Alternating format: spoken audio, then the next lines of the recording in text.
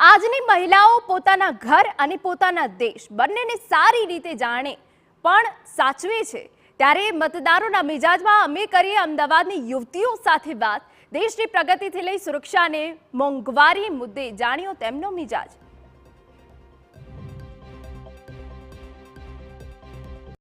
દેશમાં 47 કરોડ કરતાં પણ વધુ મહિલાઓ છે એટલે એ પરથી અંદાજ લગાવી શકાય કે મહિલામાં અત્યારે કેટલી તાકાત રહી છે, એ પરિવર્તન પણ કરી શકે છે અને પુનરાવર્તન પણ લાવી શકે છે। ત્યારે અત્યારે તબક્કાવાર જે રીતે લોકસભાની ચૂંટણીનું મતદાન શરૂ થઈ ગયું છે, ગુજરાતમાં 7 મે તેનું મતદાન છે, ત્યારે ઘણા બધા યુવા મહિલાઓ અમારી સાથે છે, એમની સાથે આપણે વાતચીત કરીએ। દેશના ભવિષ્ય માટે તેઓ શું વિચારી રહ્યા છે અને અત્યારના 5 વર્ષ દરમિયાન તેમને કયા કયા લાભો મળ્યા છે, કયા તેમને ફાયદાઓ નથી મળ્યા, એના વિશે પણ વાત કરીશું।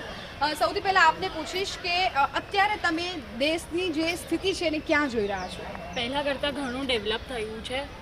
સ્પેસિફિકલી અગર અમદાવાદની વાત કરીએ તો અમદાવાદ પહેલાં ઘણું ડેવલપ નહોતું, પણ હવે મોદીના આવ્યા પછી, ભાજપના આવ્યા પછી ઘણું ડેવલપ થયું છે। મેટ્રો સિટી થઈ ગયું છે, તો મને ઘણું ડેવલપમેન્ટ દેખાઈ રહ્યું છે અમદાવાદની અંદર। અચ્છા, ઓકે, તમે શું કહેશો? અત્યારે તમે દેશને કઈ સ્થિતિમાં જોઈ રહ્યા છો? આ બેને ડેવલપમેન્ટની વાત કરી છે, તમે શું કહેશો? ડેવલપમેન્ટને લઈને જ કે મેટ્રો જે રીતે મોદી સાહેબે મેટ્રોનું ડેવલપમેન્ટ કર્યું છે, એના લીધે બધાને જવાનું અવરજવર મુસાફરી બહુ ઇઝીલી અવેલેબલ થઈ જાય છે। ઇવન ટ્રાફિક બી વધે છે, બટ સ્ટીલ એક એ પોઈન્ટ છે કે મેટ્રોના લીધે થોડોક ઓછો ટ્રાફિક થાય છે અને પહેલાં કરતાં રોડ્સ બી ડેવલપ થયા છે સારા ઘણા એવા। અને સેફટીની વાત કરીએ તો પહેલાં અમદાવાદ ભલે ગમે તેટલું સારું મોટું સિટી હતું, બટ સ્ટીલ પહેલાં બી લોકોને ડર લાગતો હતો રાત્રે બહાર નીકળવામાં। અત્યારે એ વસ્તુ ઓછી થઈ ગઈ છે, કેમ કે એમના આવ્યા પછી પોલીસે આખી મહિલાની મદદ હેલ્પલાઇનને આખી એક કાર ચાલુ કરી છે, જેના લીધે મહિલાઓ રાત્રે, અત્યારે અમે બી કોલેજમાં 12 વાગ્યા સુધી કંઈ ફેસ્ટ હોય છે તો રોકાય છે, તો અમને એક એ ડર નથી કે હા કંઈ બી થાય તો અમારી જોડે પોલીસ હોય છે। એન્ડ એક વસ્તુ એ સારી છે કે એઝ અ સ્પોર્ટ્સ પર્સન હું મોર્નિંગમાં રિવરફ્રન્ટ જાઉં છું 5 વાગે મારું વર્કઆઉટ કરવા માટે, તો ત્યારે એટલું મેં વસ્તુ સારી જોઈ છે કે પોલીસની ગાડી દર 10 મિનિટે એક રાઉન્ડ મારે છે રિવરફ્રન્ટ પર, તો એ વસ્તુ વધારે સારી છે। મોંઘવારીમાં કંઈ લાગે છે કે મોંઘવારી વધી છે? હા, મોંઘવારી વધી છે અને સૌથી વધારે તો પેટ્રોલ અને શાકભાજીની વાત કરીએ તો જેમ કે પહેલાં અત્યારે પેટ્રોલ હમણાં ઇલેક્શન આવ્યું એ પહેલાં 98 રૂપિયા હતું ને અત્યારે 94 થયું છે, તો અમને એ વસ્તુ ખબર છે કે ઇલેક્શનના લીધે તમે ઓછો કર્યો છે ભાવ, બટ ઇલેક્શન પતશે પછી તો વધી જ જવાનો છે ને, તો એનો કોઈ મતલબ નથી। અગર તમે ઓછું કરી રહ્યા છો તો પરમનન્ટલી ઓછું કરો તો જેનાથી બધાને ફાયદો થાય। ઇવન શાકભાજીમાં બી એ જ વસ્તુ છે કે તમે અહીંયા કંઈક અલગ ભાવે આપો છો અને બીજા રાજ્યમાં ને બધે અલગ ભાવે આપો છો, એટલે ક્યાંક મોંઘવારી લાગી રહી છે, વિકાસ થયો છે, સાથે સાથે મોંઘવારીનો પણ એટલો જ સામનો કરવો પડી રહ્યો છે। તમે આગામી દિવસોમાં દેશની સ્થિતિ ક્યાં જોઈ રહ્યા છો? તમને શું લાગે છે કે તમારા મતે નેતા કેવા હોવા જોઈએ અને તમે કયા મુદ્દાઓને આધારે વોટ કરવા જશો? મને એવું લાગે છે કે ડેવલપમેન્ટમાં આપણે કંઈ બી ફંક્શન હોય ગુજરાતમાં તો વાઇબ્રન્ટ છે તો બધું સજાઈ દેશે ને એમ કરશે, પછી થોડા ટાઈમ પછી એ બધું હટાઈ દેશે અને જેમ હતું એમ, તો એ બધું મેન્ટેન કરવું જોઈએ। અને ફિલ્મફેર હમણાં હતો ગાંધીનગરમાં, તો ત્યારે એટલું બધું સજાયું તો એટલો ખર્ચો કર્યો હતો, પણ અત્યારે એ બધો ખર્ચો પછી વેસ્ટ જ જવાનો છે ને એટ ધ એન્ડ, તો એના માટે એ લોકોએ શું કહેવાય પગલાં લેવા જોઈએ। બિલકુલ, તમે શું કહેશો? હમણાં 7 મે ગુજરાતમાં મતદાન થવાનું છે, કયા મુદ્દાઓને તમે ધ્યાનમાં રાખીને તમારી નેતાની પસંદગી કરશો? ફર્સ્ટ ઓફ ઓલ મારા આઈ થિંક ઇઝ કે લાઈક છોકરીઓની safety is a must. So હું ગાંધીનગરથી આવું છું, સો ધ રોડ ટ્રાન્સપોર્ટેશન જે થતું હોય છે, બસથી આવું છું તો એ ટાઈમે લાઈક બસમાં વી ડોન્ટ એટલી ફ્રીક્વન્સી નથી બસની, સો આઈ વુડ લાઈક કે ફ્રીક્વન્સી વધી જાય એન્ડ ગર્લ્સની સેફટી માટે દે શુડ એ લોકોએ એવું કંઈ ટ્રાય કરવું જોઈએ જેના માટે લાઈક ગર્લ્સ સેફલી રાતના ટાઈમે બી જે મોડા આવતા હોય છે એ લોકોને બી આવવા માટે કામ આવે। બિલકુલ, શું તમે ક્યારે ઘરમાં તમારા મમ્મીને એવું કહેતા સાંભળ્યા છે કે અરે આ શાકભાજી બહુ મોંઘું થઈ ગયું છે કે ગેસના ભાવ બહુ મોંઘા થઈ ગયા છે, એટલે ક્યાંય મોંઘવારી ઘરમાં કોઈ બોલતું હોય છે કે મોંઘવારી આવી છે?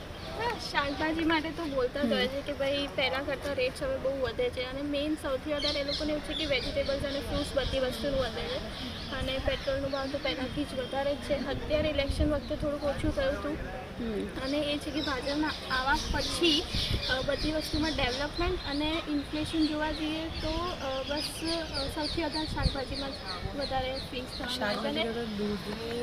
દૂધના બી ભાવ વધી ગયા છે, જેમ કે અમે અત્યારે સુધી એવું જોઈએ છે કે પેરેન્ટ્સ એવું બોલતા હોય છે કે જ્યારે અમારા ટાઈમ પર એ જ્યારે યંગ એજમાં હતા ત્યારે 8 કે 9 રૂપિયે એક થેલી લાવતા હતા, જે એ જ વસ્તુ અત્યારે 28 રૂપિયાની એક થેલી થઈ ગઈ છે.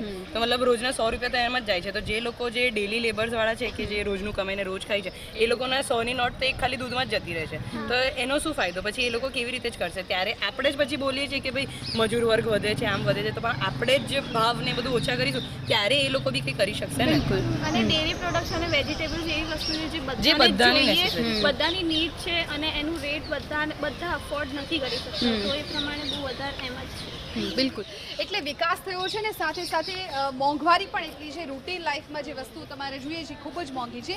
તો હવે આ બંને પાસા તમારી સામે જ છે, તો પછી તમે કેવી રીતે નેતાની પસંદગી કરશો?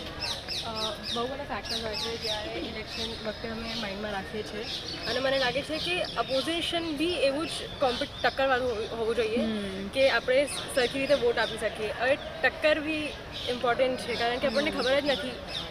આપણને એક લાગે છે કે દર વખતે એક જ ગવર્મેન્ટ આવે છે તો આપણને લાગે છે કે જે ઇમ્પ્રુવમેન્ટ થતા હોય છે એ જ થશે, પણ આપણને ખબર નથી કે જે બીજી અગર પાર્ટી આવે તો શું ઇમ્પ્રુવમેન્ટ થશે.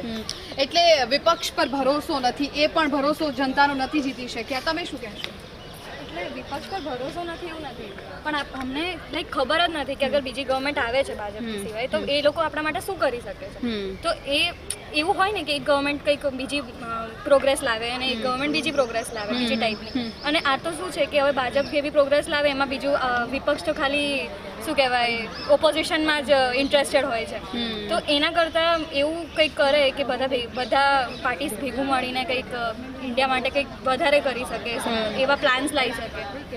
એ કહેવામાં તો બધી પાર્ટી જો ભેગી મળીને કંઈક કરે તો પછી એવું ન લાગે કે એક હતું શાસન થઈ જાય પછી તો જનતાનું કોણ સાંભળે? એવું નહીં, ખાલી ઓપોઝિશનમાં ફોકસ લાઈક તમે કંઈ પ્લાન મેં આપ્યો, અત્યારે હું એક પાર્ટીમાં છું ને મેં કંઈક પ્લાન આપ્યો, એમાં ઓપોઝ કરવા સિવાય જો અગર એ ઇન્ડિયાના ડેવલપમેન્ટ માટે સારું હોય તો આપણે ભેગા મળીને એને કંઈક કરી શકીએ, અને જો ના સારું હોય તો ઓપોઝિશન કરી એમ કહેવાય. એટલે ક્યાંક બધા સાથે જે રીતે વાત થઈ છે વિકાસથી ચોક્કસ વખાણાઈ જ રહ્યો છે, ડેવલપમેન્ટ થયું છે.